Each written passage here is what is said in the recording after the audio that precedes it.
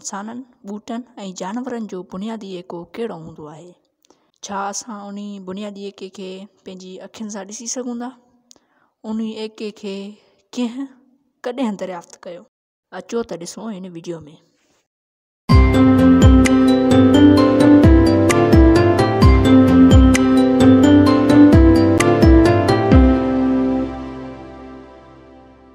बिस्मिल्लाहिर्रहमानिर्रहीम। अस्सलाम वालेकुम वरहमतुल्लाहि वबरकातुहू।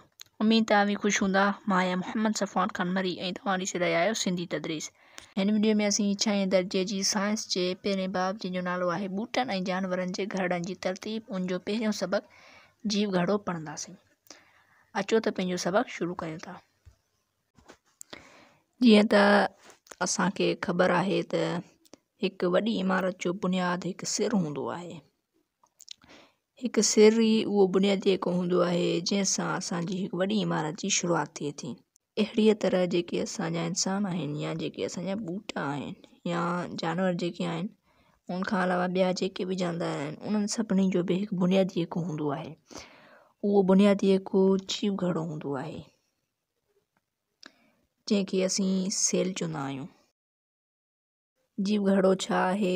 जीव घड़ो जानवरनि जो बुनियादी जेको आहे जंहिंसां जानवरनि जी ज़िंदगीअ जी शुरूआति थिए थी।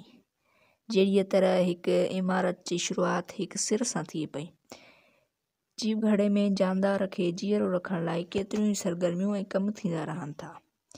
जीव घड़ो तमामु बारीक हूंदो आहे जंहिंखे माण्हू पंहिंजी अखियुनि सां नथा ॾिसी सघनि।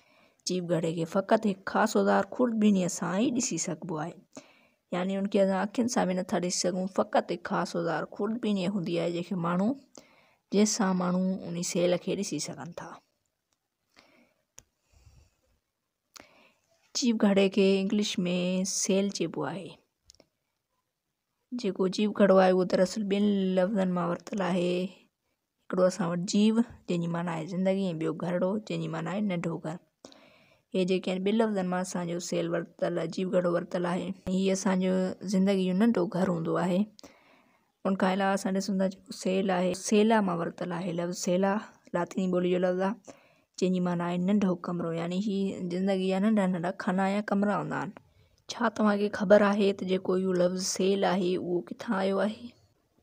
जॾहिं सेल खे ॾिठो वियो त उनमें इहो ॾिठो वियो त उहो बिल्कुलु माखी जे मानारे में मौजूदु नंढड़नि घरड़नि सां मुशाबियत रखे थो। उन्हनि घरड़नि खे सेल चयो वेंदो हो, तंहिं करे उन ते बि मुशाबियत रखण करे सेल ई नालो रखियो वियो। हाणे असां ॾिसूं था त जेको जीव घड़ो आहे उहो कंहिं दरियाफ़्त कयो? रॉबर्ट हुक पहिरियों साइंसदान हो जंहिं ॿूटे जे कार्क में 1665 ईस्वीअ में सेल जो मुशाहिदो कयो। यानी ही रॉबर्ट हुक हुयो, हिन मुशाहिदो कयो सेल जो। कॾहिं कई 1665 ईस्वी में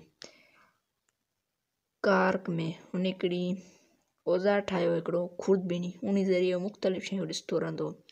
अहिड़ी तरह हुन ॿूटे जे कार्क जो जॾहिं मुशाहिदो कयो त हुन में ही जेको आहे सो ही तस्वीर हिन ॾिठी। तॾहिं अॻे ज़माने में कैमरा त न हुई जो फ़ोटो कढी सघिजे हा, तंहिं करे हुन ही पेंसिल सां हुते ठाहे छॾी। हे पेंसिल जी ठहियलु आहे। हे जेके आहिनि सो असांजा खाना नंढा नंढा, इहे असांजा नंढा खाना, इहे सेल्स आहिनि।